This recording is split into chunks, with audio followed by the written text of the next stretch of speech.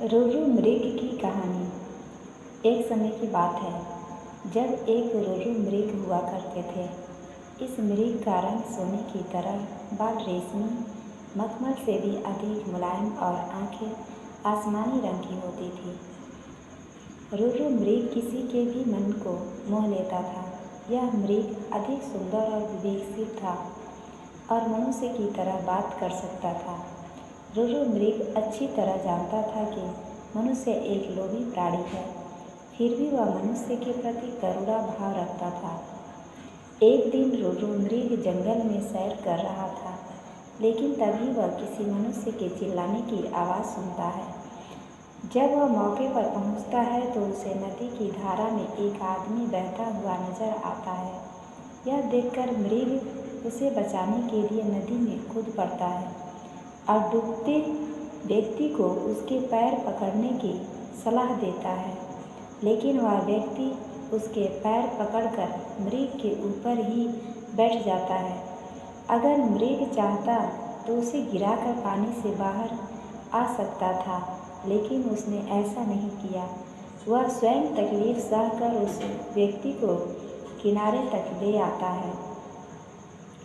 बाहर आते ही व्यक्ति मृग को धन्यवाद कहता है, तो इस पर मृग कहता है, अगर तुम मुझे सच में धन्यवाद करना चाहते हो तो किसी को यह मत बताना कि तुम्हें एक स्वर्ण मृग ने डूबने से बचाया है।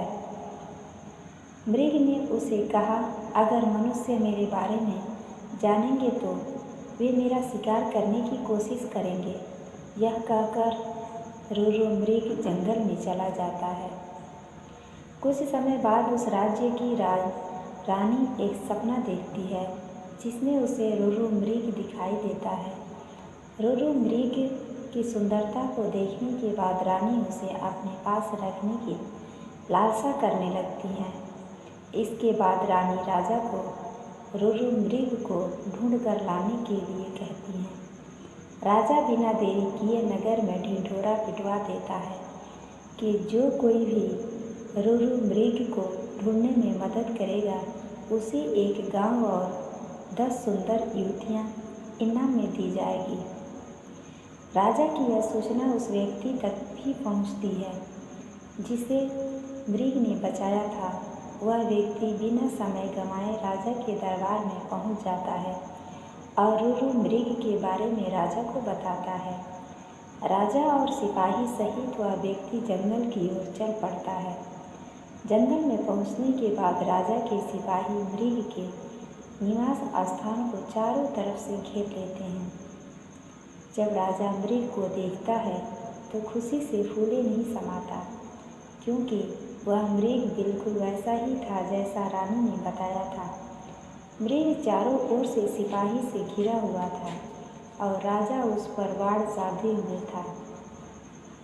लेकिन तभी मृग राजा से मनुष्य की भाषा में कहता है, हे राजन, तुम मुझे मार देना, लेकिन पहले मैं यह जानना चाहता हूँ कि तुम्हें मेरी जगह का रास्ता किसने बताया।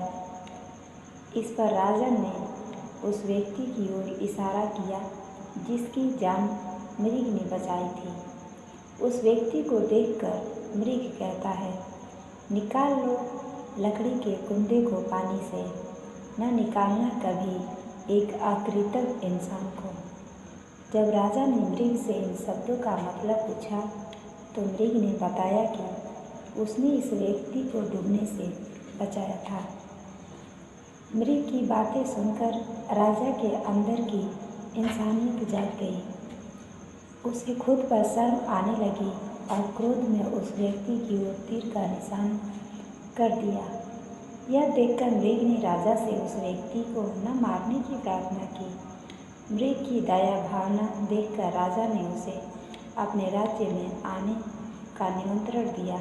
मृग राजा के निमंत्रण पर कुछ दिन राजमहल में रहा और फिर वापस जंगल लौट गया। कहानी से सीख। इस कहानी से हमें यह सीख मिलती है कि हमें किसी का एहसान कभी नहीं भूलना चाहिए, चाहे वह इंसान हो या जानवर।